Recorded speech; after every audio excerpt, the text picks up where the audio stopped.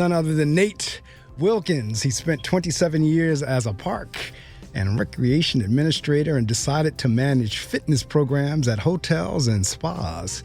He reinvented himself and devoted his career to making health, wellness, and healing to be something that is achievable for everyone. In fact, he views that these are a person's birthright. He leads by example and inspires and motivates others to improve their well-being and quality of life through living a healthy lifestyle. He's a nutrition coach, educator, speaker, and the co-creator of Ageless Workout, along with other fitness communities such as Now Group Incorporated and Panache Fitness. Ladies and gentlemen, welcome to the Reading Circle microphones, none other than Nate Wilkins. Nate, good morning. Good morning. Good morning. Hey, thank you for that introduction. You know, that reminds me of an introduction I did for myself back some time ago, but you did it so well that I think that maybe you and I should go on the road and then you introduce me and then I can just come on and just sell because you already opened the door. Thank you so much. I know that's right. And you know what? I might take you up in your offer. We'll be like either, what is that? The Price is Right, or either, what is that? Johnny Carr, whoever they have that introduce them, the folks that do that. So I might take you up on your offer. But in any event, welcome to the Reading Circle. And like I said, we'll kind of be like that introducer for whoever it is for Johnny Carson. I know whenever Bob, what's his name, was on The Price is Right, they had the guy that would always introduce. So yeah, that might work, man. Okay. Well, I'm looking forward to learning a little bit. Thank you so much. I know that's right. So, all right, let's get it, because I noticed the word in your bio, reinvented yourself.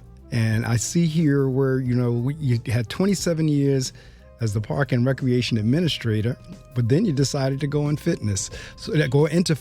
So let's talk, because about maybe a month and a half ago, I think it was in March, I had a female, her name was Dr. Geneva, and she was in her 70s, I want to say, but you would never know it because of exactly what we're going to be talking about this morning. As a matter of fact, she won a beauty contest whenever she was 60. She actually entered a beauty contest just for the heck of it and actually wound up winning it, but it proved her point. And I have a feeling as we talk this morning, our conversation is going to be along those lines, because her message was predominantly for women.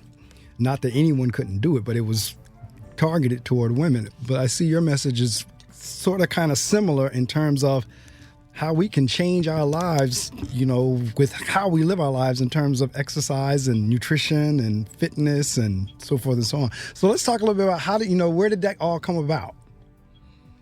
You know what? Here's what's interesting is, you talked about reinventing, and I would say through the inspiration of desperation, I actually became involved with health, wellness, and healing for this notion of active aging. And I tell you why. I moved here to Miami to operate a Parks and Recreation department as a director. Some 3 years later, after doing things that I thought was innovative, calls me in the office and he says, Nate, need to talk to you. I got two options for you. You can resign or be terminated. And, I thought, well, wait a minute, I can turn whatever it is around. He had a list of people that he had to get rid of, and I was on that list. So I said to him, well, I'm not going to pick up the gun and shoot myself in the head. You're going to have to, he fired me.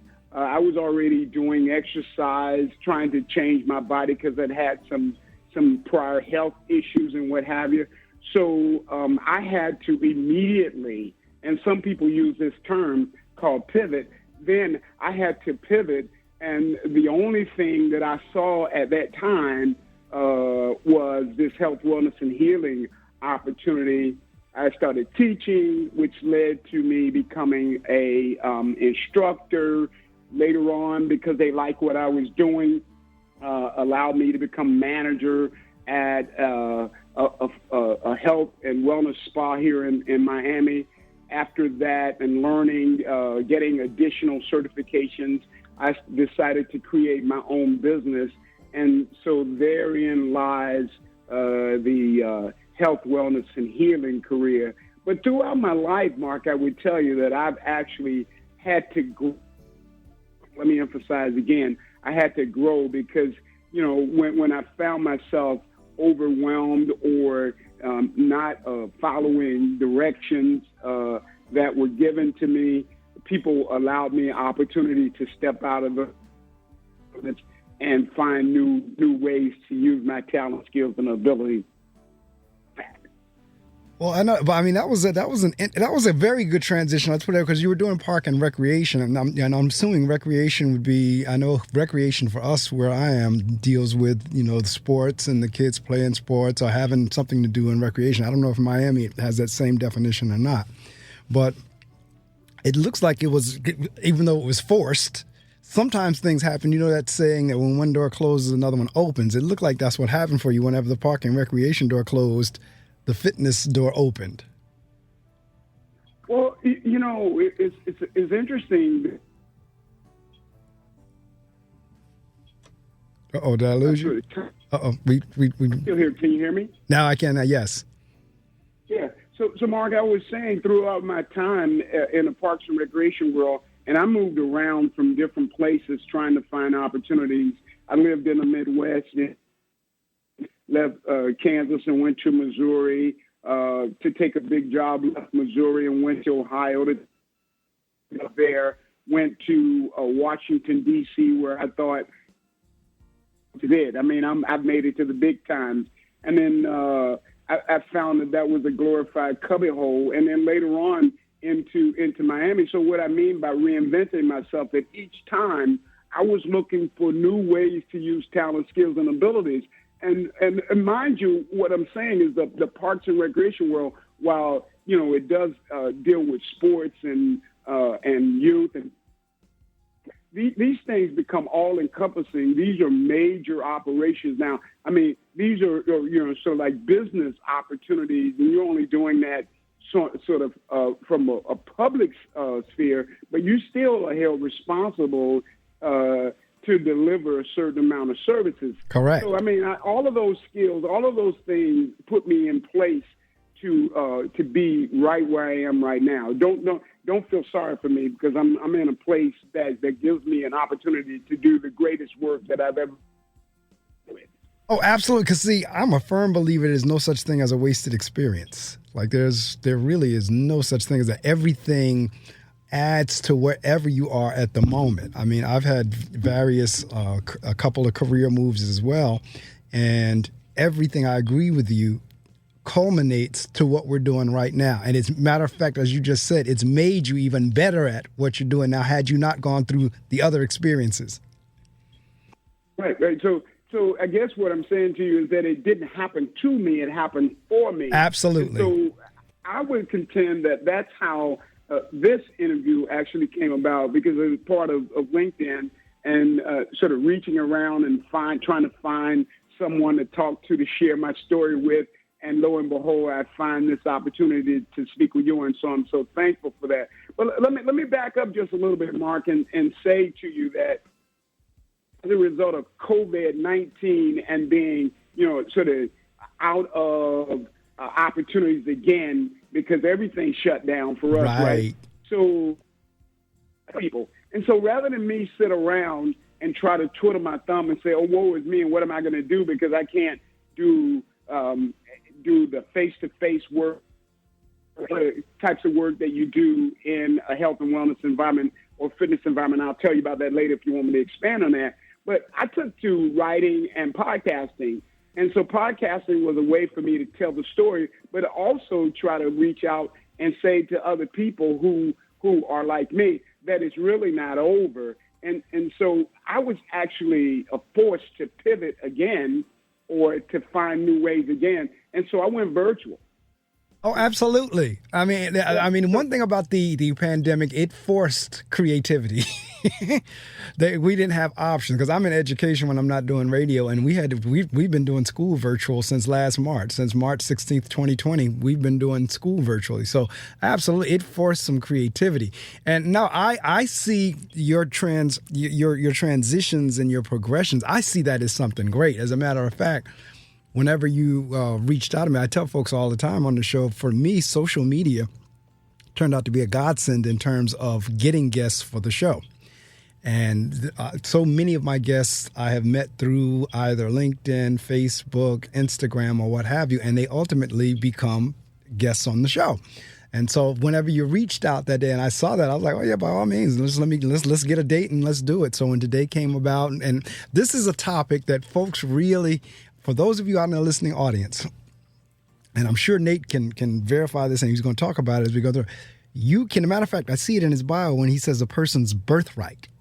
The whole notion of being healthy, healing, wellness. Now, we could have all the money. I mean, I'm telling you, we could have as much money as there ever was made. But if you don't have your health, it will not matter. Now, if you don't believe me, if you could, ask Steve Jobs, because Steve Jobs had all the money, power, authority in the world. He was only like 55, 56 whenever he passed away because of the illness that he had. Ask any of the folks that have a whole bunch of money and lost their health. So this is a very important interview this morning in order to keep us healthy and to keep us alive. And Nate, I don't know how old you are, but I'm looking at your photos, and I can tell you now, however age you tell me, you don't look like that age. Well, Mark, let me say to you that I am not old by any stretch of the imagination. I am 66, will be 67 years young in the race to reach 100. I know that's right. And probably beyond. Now, see, we are fellow centenarians because I tell people all the time, my goal is to be 100 and healthy. So, but that's exactly what I'm talking about. Now, I'm looking at your website. I'm on your webpage, the agelessworkout.com, and I'm looking at your photo there in the boxing glove and the red shirt. And now you just said you were what, 66? 66. In June, I'll be 67 years young. All right. Now, so now I'm telling you, and I'm not just saying that to be saying it. Somebody goes to his page and look at that picture, you would not see 66 there. So, yeah. So you know, what I'm going to go a little bit in the church world with you and say the devil is a liar. I know that's right. I don't have to. I don't have to look like I'm decrepit, and that's the message that I'm trying to share with people. That we really need to become our own healthcare advocates. Yes, we really need to do research and find out what's best for us. And I'm not judging anybody. I'm saying to you that back some time ago, I was in a bad place myself. Right, listening to my friends, drinking, eating. Sleeping too long, doing all the things that caused me to get to a place where I had ill health. Right. And as fate would have it, I was forced to turn around. And usually that's what happens, Mark. People get into a place. Some of us don't get an opportunity to change it. Right. We check out. But for me, the Creator saw fit to show me a different way, and I was able to put myself around other people who allowed me to grow and to become to this place. Mark, let me just share with you that here in Florida or Miami, I work with millionaires and billionaires.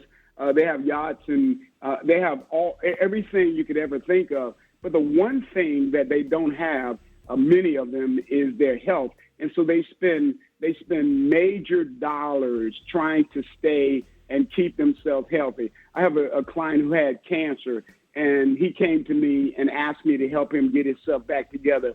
He went everywhere looking for a cure for that cancer, and throughout the exercise and just hanging on to me through the work that we were doing, he was able to weather the storm. So what you talked about earlier is, getting the priorities together. These folks understand very well that they need to get the health priority together. Oh, absolutely. And see, if I have the choice now, trust me, because just like I say, my goal is to be 100 and healthy. My goal is to one day be a millionaire or billionaire. But if I had a choice between the two, I'll take the health, man. This is why, basically, kind of what you just said. If I have my health, I can work towards or do what I need to do to get the wealth. It doesn't necessarily work the other way around. Now, it does from the standpoint of if you are wealthy or you have the means that if something does happen to your health, you can do a whole lot more things than someone who doesn't have wealth. However, if I have the choice between the two, give me my health and I'll figure out how to get the wealth. And there's so many of us. And like you said, we get forced into these these situations, which actually is a way to get us where we need to be. Now, a few years ago, I was diagnosed pre-diabetic, and the doctor said, now look, I can keep you off medication if you're willing to change your diet and exercise. I said, Doc, you got a deal. And so I've been able to, so far, thank God, stay off of medication because of working out and, trying to eat as right as I can, and because you had to cut out all sugar because the whole diabetes thing is you can't have any sugar. So a lot of times I will get applauded or either folks praise, oh, you're so disciplined. Oh, you're this, that, and the other. I said, well, it is yes and no, because it's a choice between do it and live or don't do it and die. I mean, when you're kind of given that choice, you know what? I'll work out and I'll change my diet. Yeah. So I would agree with you. I mean, that's similar to what would actually happen to me. But here's an interesting scenario that I've run across, and maybe some people or somebody that's listening today can relate. I have a client who's taken about 16 different types of medications, and so the interactions with those medications or different doctors, they don't necessarily coordinate. And so one thing is there to fix one thing, and then something else is there to fix. And so it's the aches and the pains, and so I'm asking myself, how do you make it? How do you manage 16 different types of medications and still live the kind of life that you want to live? Right. And so it comes upon ourselves to find some new ways. Doctors, and I'm not criticizing doctors.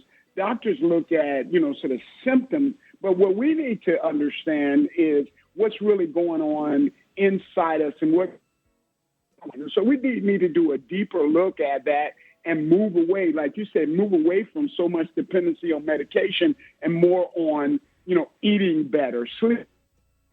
Sometimes maybe we got to get away from people that may be affecting us, right? Sometimes the stress that other people bring into our lives can cause us to feel ill. That's right. I don't know if I'm talking to anybody right now. Sometimes you got to get away from people who are stressing you out. So maybe it's not what you're eating, it's who's eating at you. That's right. So we have to find new ways to take better care of ourselves. Maybe get quiet and get away from all of the noise that's around us. And particularly now, it allows us an opportunity to go in a new direction. So that's the kind of stuff that I'm actually talking about. And hopefully, I'm reaching out to the people who are like me, who are, interested in taking better care of themselves and not leaving it to somebody else to say, you take this or you take that. I hope that makes sense. No, it makes a whole lot of sense. And again, it is a critical issue in terms of where we are. We're coming out of a health pandemic. And you kind of alluded to how it forced us to be creative in terms of our businesses, but it also forced us to be creative in terms of our health as well, because we've spent the last now nearly 2 years, year and a half, trying not to catch a virus, which means we needed to keep our immune system together.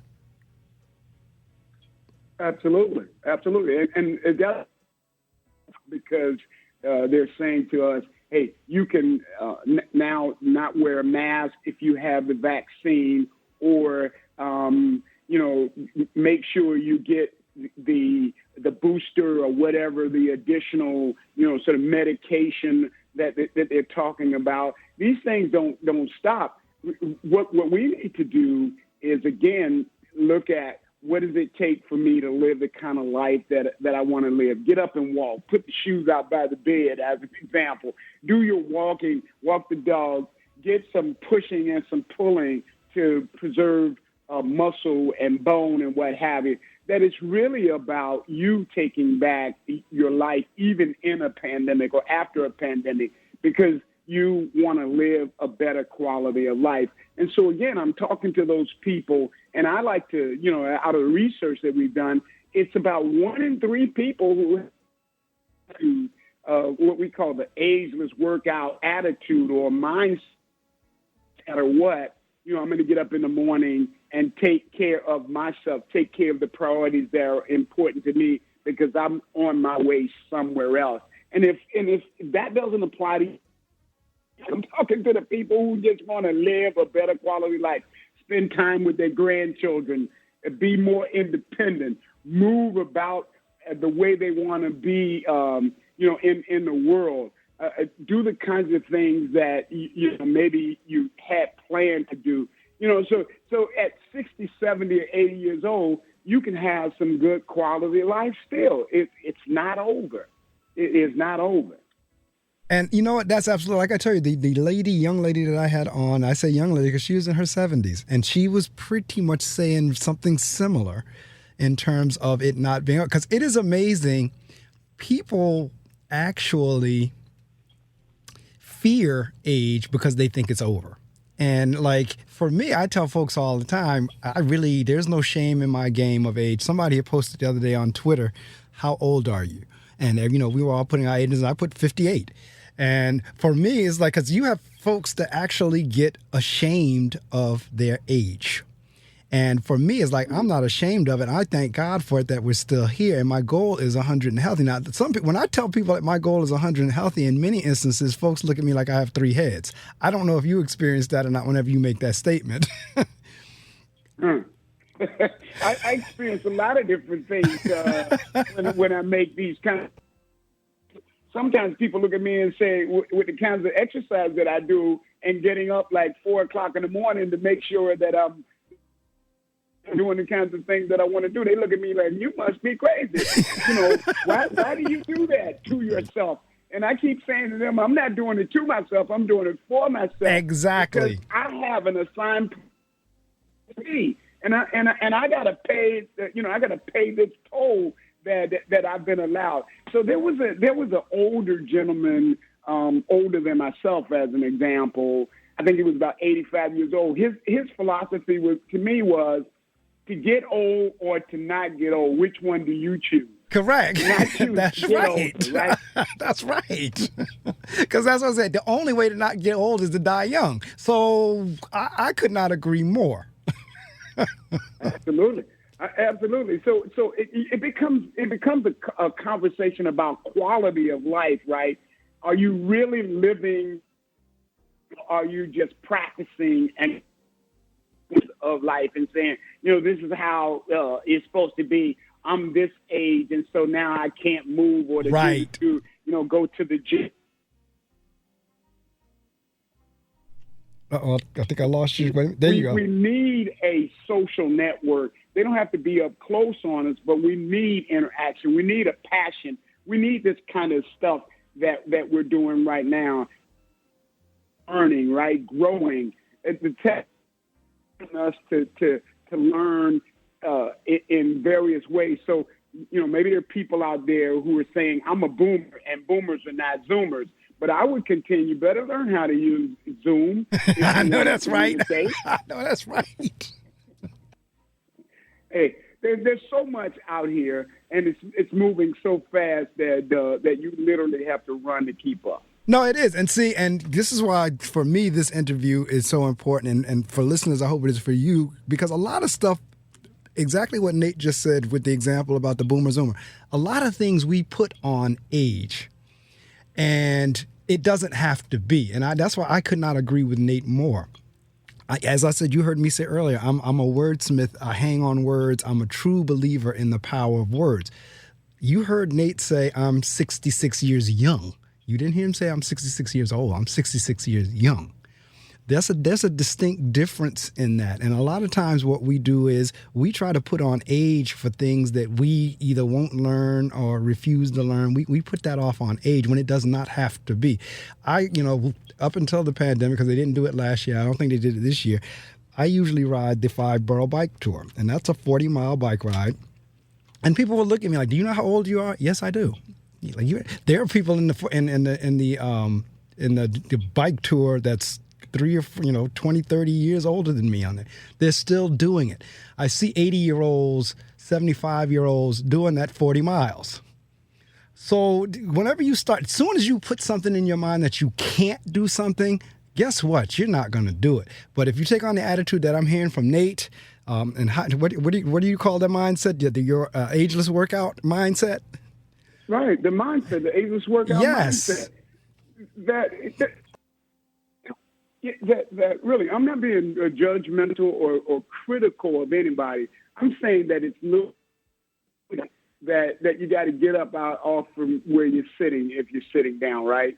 If you've already started walking, then maybe you might want to start a little bit of jogging. So it's putting these things together, and it becomes a fight,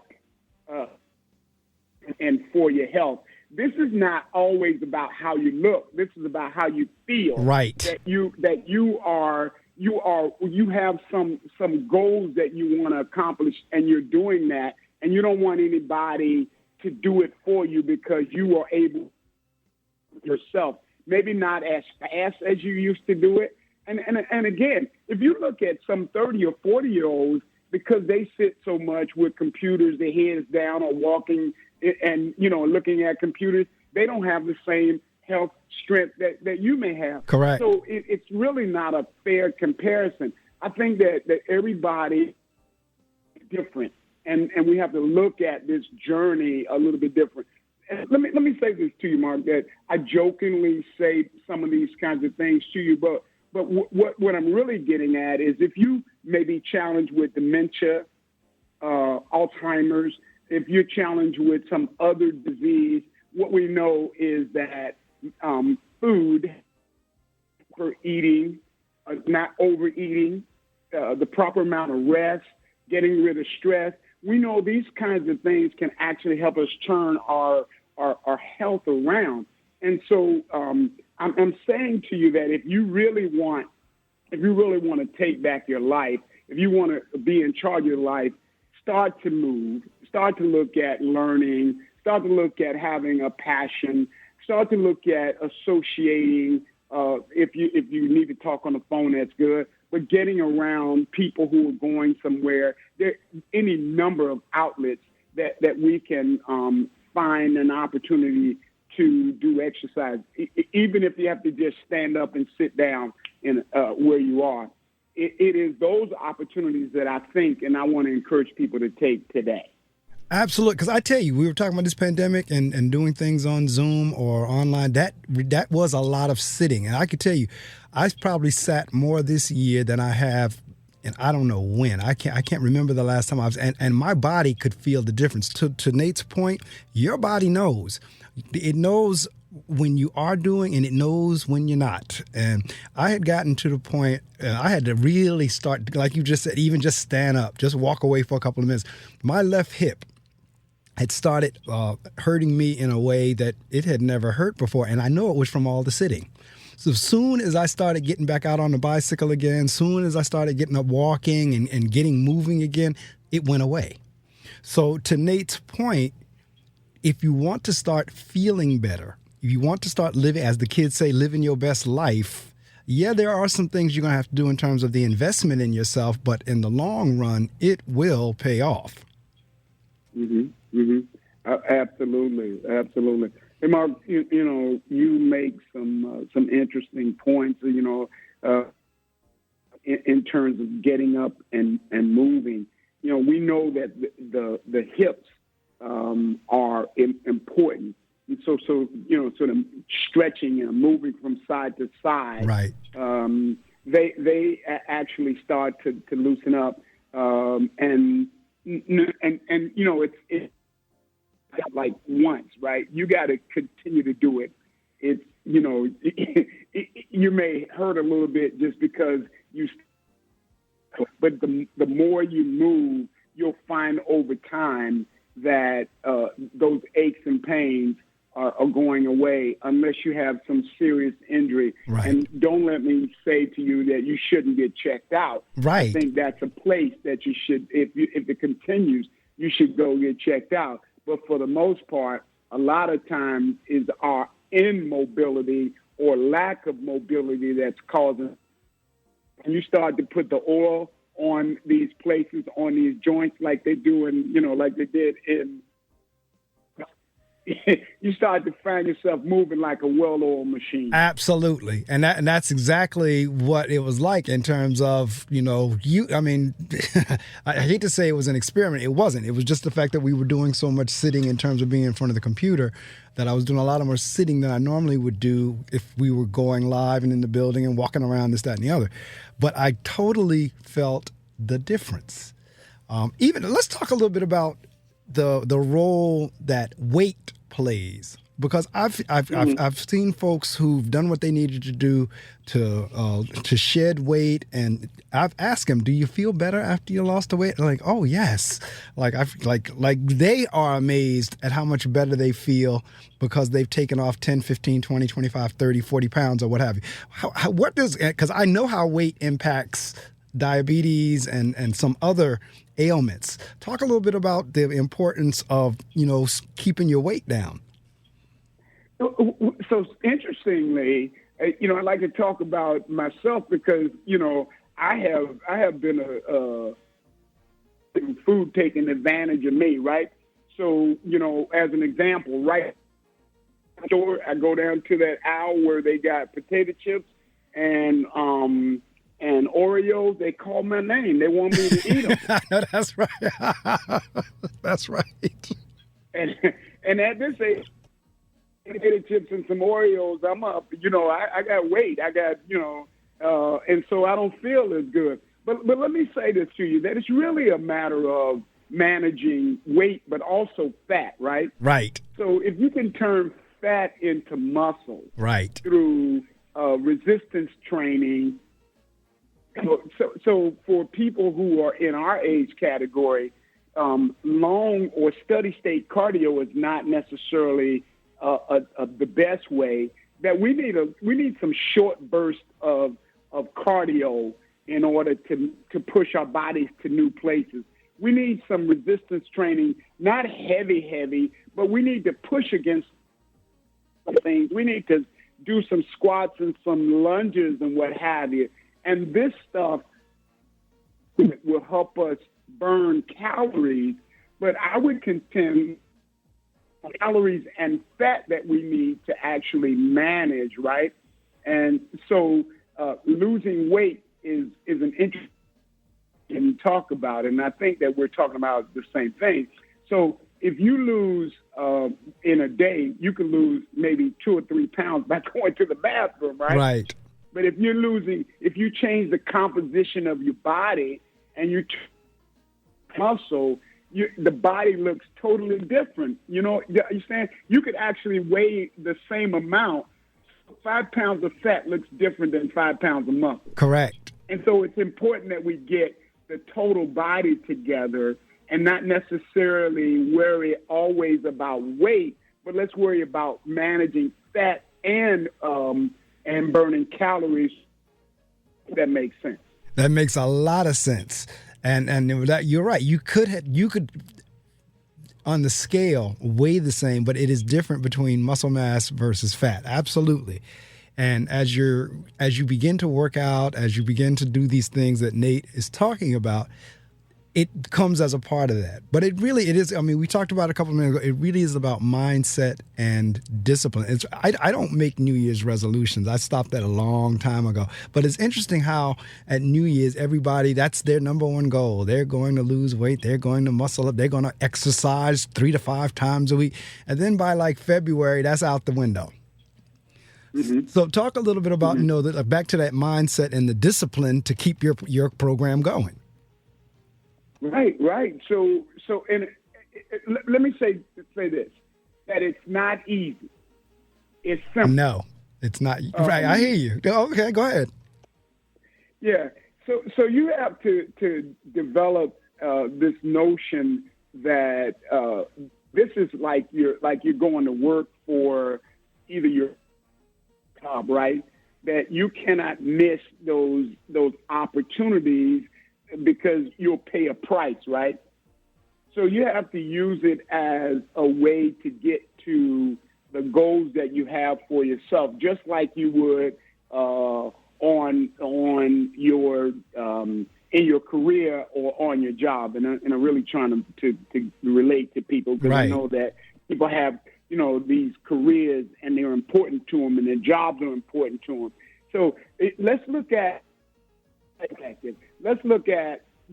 getting up and going for a walk in the morning and getting some sunlight as an example, because sunlight is important to vitamin D, and Correct. It's important to the body's, system and how it functions, right?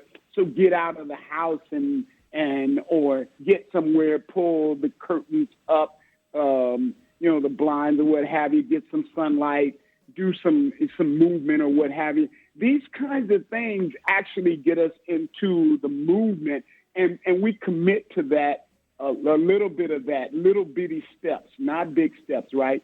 Little bitty steps each day that we got to get this done. Because here's the deal. If you miss a day or 2 or 3 or 4 days at work, guess what? Right. You're going to be on the unenjoyment line. That's right. The unenjoyment line. That's right. And so if you miss some time, here's what's interesting. You can miss about 2 or 3 days of not working out or doing cardiovascular or stretching or what have you. But if you miss like 2 or 3 weeks, you're starting over. That's correct. I mean, yeah. That's so correct. Your body will say, "Oh, don't do this to me." But if you just do a little bit, if you just stretch a little bit, stand up and turn your body around, go, pick up something. You don't have to go to the gym. Some people hate gyms, right? But you can pick up, or something, but you got to do it the right way. Let me make sure of that. Right. But if you're for a way, finding ways to stay consistent, you'll feel better. So I guess what I'm really saying is that you have to treat this just like you treat other things that are important. You got to put this at the top of your list in terms of priorities. And see, that only makes sense. At the same time, though, we don't do it. And, sometimes I consider myself guilty as charged in terms of you would have to treat it just like you just said, just like you would a job or anything else. And yet we will treat other things with that kind of priority, but we won't treat the main thing, which is us, with that same priority. And it's kind of like, well, why wouldn't you treat yourself that way to keep yourself alive, just like you do these other things? Because at the end of the day, it's kind of like that airline example where you have to put on your oxygen mask first before you put on your seatmate or a child. You can't put their mask on if you get knocked out. So you can't, even though those other things may take priority, you're not going to be able to go to work. You're not going to be able to do all the other things you like to do if you're not in good health. Absolutely. I mean, I give you a prime example. I work with a gentleman over at a place called Fisher Island, most expensive property in Florida and probably in the country. But here's this guy gets paid $16 million in terms of, and I won't say the company, but $1 a year. Right. I can't even say the words, but $16 million a year. He has some health issues. He thinks he's doing the exercise for me. You're not doing this for me. You're doing this for you. That's absolutely right. But like I said, you would, in some respects, you would think it's a no-brainer, but it's not. Like we don't take care of, we will tear ourselves apart making something else the priority. Right? We won't get sleep. We will work 16, 17, 18, 19 hours, do all sorts of things. But then when it comes down to doing something for which really would benefit you directly, that's where we kind of struggle. That's why a message like what we're talking about this morning is, if nothing else, if somebody says, I already know that, well, let it be a reminder. Let it be the spark. Let it be, you know what, I haven't worked in a while, but after listening to that conversation, I think I'm going to start. Mm-hmm. So common sense ain't always common practice. That's true. That's true too, Nate. If that's the case, then, yeah. If that's the case, you already know it, then why don't you do something about it? Absolutely. But you're right. Common sense does not always equate to common practice. You're absolutely right. That's why, again, someone would think, oh, well, yeah, that makes sense. But no, we're not doing it because in terms of obesity levels within the country, in terms of, right now, the pharmaceutical industry, the reason that they're able, now don't get me wrong, I mean, I've studied the pharmaceutical industry as well. I understand how they actually come up with ailments to be the blockbuster. I mean, all these commercials. I mean, I don't watch a whole lot of TV, but when I do, it is amazing the number of medication ads that come through. Matter of fact, they're telling you to tell your doctor to prescribe this. Now, I don't know about you, Nate, but I ain't going to no doctor that's going to listen to what I tell them to prescribe to me. I hear you. But even more than that, Mark, if you listen to all these commercials, they got it looking like, that you're having fun. You're right. Talking to you, they're telling you now you may have a stroke, your nose may bleed, right. Your eyes may fall out, you may not wake up, but take this anyway. And they're giving you that laundry list of side effects while you're running on the beach. Yes, that's exactly right. Because my wife and I, we sit and we marvel at that. I just sit there and laugh, and it's sad, but at the same time, it's funny. I said, did you hear that list of side effects? The side effects was worse than what you're trying to cure. So the trick is, first off, if you can get to that place of not having to be on medication, because if you got to have it, you got to have it. But if you can get to that place, and some of these things that Nate is talking about is a way to get there, to get to that point, to do things holistically, to do things, and that's the other thing in terms of like herbs and taking the holistic approach versus the chemicals. Everything that we pretty much need is already coming from the earth. It's just a matter of us having that mindset of whether it's the teas or the herbs or the vitamins or the what have you. But again, it requires discipline. It requires mindset. And you put it all together. You put the diet, you put the if you take the holistic approach or the herbs or what have you, the exercise, you put all that together. And then, because there's some mindset issues there too in terms of like Nate said, are you around a bunch of toxic people?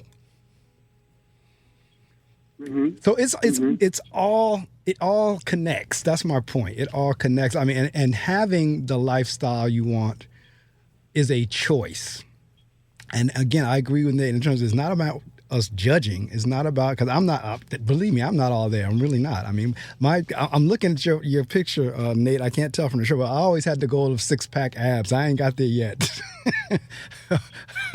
Hey, Mark, I have from time to time, I have a 6-pack and then I have a case.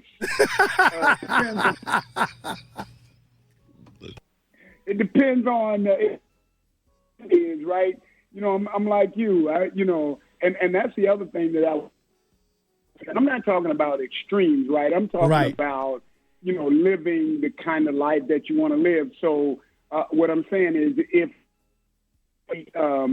some chocolate cake, and I love chocolate cake, I'm gonna eat the chocolate cake if I can, if within my plan. Right. If I got diabetes, I need to be careful with that, and don't let me mislead people. But what I'm saying is that I want to live the kind of life I want to live, and so in order for me to do that, I got to do the other things. Chocolate cake takes advantage of me. I got to go do the exercise. Right. And, if my blood pressure is up, I need to check my blood pressure. Right. I can't leave that to chance and say that the Lord will provide. That's absolutely right. If the blood pressure is up, and you need to take care of that. Am I making sense? Absolutely. I have to turn the mic button off because I'm sitting here laughing, but it's true. Because see, again, that's what I always say. My mom and I laugh at that. Like, God gives you common sense as well. There's a reason why we have these things, the monitors and this, that, and the other. You can just sit there and, like you just said, just say the Lord will provide and do nothing. And you see how that turns out versus, yes, the Lord provided me with this monitor to check my blood pressure. So absolutely right. Makes total sense to me. Now, that's the thing. We're here. I mean, total sense to me. For the listening audience, some things, and as you can see, Nate and I are having a good time, laughing about some of this stuff, but it is a very serious issue. I have family members. Matter of fact, one a month ago, 2 or 3 weeks ago, suffered a very slight stroke. I mean, thank God it was slight because she didn't even realize it was a stroke till the doctor told her it was a stroke. But there are all kinds of issues that are going on. And let me ask you a question. Is there a difference within the African-American community and the Caucasian community in terms of health and foods and so forth and so on? All stretch of the imagination. But let me just say this. that it just depends, right? That we have learned and we know so much about a human body and human potential that we've done a lot to change that. But it's community, and I'm assuming, Mark, that you and I are African American. Correct. We're what people call black, right? And I hope that everybody that I'm talking to, I mean, it's a diverse group of people that I'm talking to, but people who look like you and me come from a tradition of eating and situations, and not everybody, right? They're living in situations that challenges our health and wellness, and we're not sometimes aware of that. You know, so I come from a family that I never met my father. And so I don't know what his challenges were in his health. You know, I know for a fact that there's some heart issues associated with it. I know that, but the history is gone. Right. And so when I'm trying to find out, what's going on with me, nobody can tell me because nobody is around to give me that. And I have to research that and find that out for myself. And there's some of the eating that I used to do, as an example, when my grandmother would go outside and pluck the chicken's neck off, fried chicken and what have you. I used to love her fried chicken. I still love fried chicken, but is fried chicken good for me? So, it's all of these kinds of things, these makeups. And so we have to re-examine where we are. And again, I'm not being critical. I'm saying to you that for African Americans, and particularly older African Americans, we survived on, sort of eating differently. I remember Thanksgiving, man. I used to eat till I went to sleep. Right. Now, what I know is that I can't eat like that. Right. Eating to 80% full is where I need to be. I don't need all of that food on my plate, that I'm stuffing it in, because that food turns to fat, right? Right. It's stored energy. And then I have it hard to get rid of that. So it's these kinds of things. And what you find in a lot of other communities, they manage to eat differently. I'm not a vegetarian. I'm not a vegan. I do eat green. Right. I make myself eat green. And even when I was growing up, I ate greens. I ate collard greens and what have you, kale and all of that kind of stuff. My grandmother used to grow all of that. But then when I started to get older, pizza and hamburgers and French fries and, it was actually a part of my life. And even today, I still like those kinds of things. Right. I hope that I went a long way around, but I hope that answers your question. No, it does in terms of, and again, for me, one of the reasons why I try to stay as much on top of my house as possible, because my father passed away 1 week before his 49th birthday of a massive heart attack. I mean, literally, he passed away. His birthday was April 14th. He passed away on April 7th, 1985. Literally 1 week before his 49th birthday. He did not like going to doctors. So that particular day, whenever he asked my mother to take him to the emergency room, we knew something was up. And then that night, he passed away from the heart. So from that point on, I made sure I stayed on top of all of my annuals, all of my, whether it's eye doctor, whether it's, my general doctor, whether it's dentist, any of those, I get those on the regular. But funny you were talking about history. Whenever, I go to my doctors and they look at my chart and they see like diabetes is heavy on my mother's side. And they see the heart issue and blood pressure is heavy on my father's side. They look at me cross-eyed. They're like, "Oh, we're going to watch you." Yeah. But it is... You should watch yourself. Yeah, that's exactly. And I do. And I do. You're absolutely right. Because it's like on both, you're getting hit on both sides. The blood pressure, hypertension and all that was on my dad's side. And then diabetes and all that was on my mom's side. So you're absolutely right. But see... There, you hit it right there. You have to monitor yourself along with whatever the doctors are doing. You got to take a stake in this. You got to play a part in this. And that's what I believe your message is about. Yeah. Take an active role, manage your issues. Right. We all have some issues, but we have to manage those issues. Hey, Mark, can I talk about some other stuff that by all means maybe that some people may be interested in? By all means, go ahead. Of health, wellness, and healing being a business. this is what I do as a business. Right. I do this because, it is my mission. I get paid, right? And so as an entrepreneur, and I worked for government. I mean, I thought I was making a lot of money, but what I found out is if I really wanted to be extra and extremely successful, working for somebody else wasn't going to get me. Wow. That I wanted to be. It wasn't going to give me the home that I wanted to have. Right. Have a yacht or to travel around the world and see all of the things. So, Reginald Lewis sort of opened my eyes. I read Reginald's book. He said, why should white boys have all of the fun? Absolutely. So, as I looked at Reginald from Baltimore and all of the movements that he did, and I won't take you through it. At Reginald Lewis's book. No, I've read it. I know exactly what you're with TLC Beatrice and the leverage buyouts and so forth and so on. Yes, indeed. Excellent book. Yeah. So with lost you. I don't know if we lost connection. There we go. If you now got ideas and concepts that you've been holding back on, you bring your stuff out here.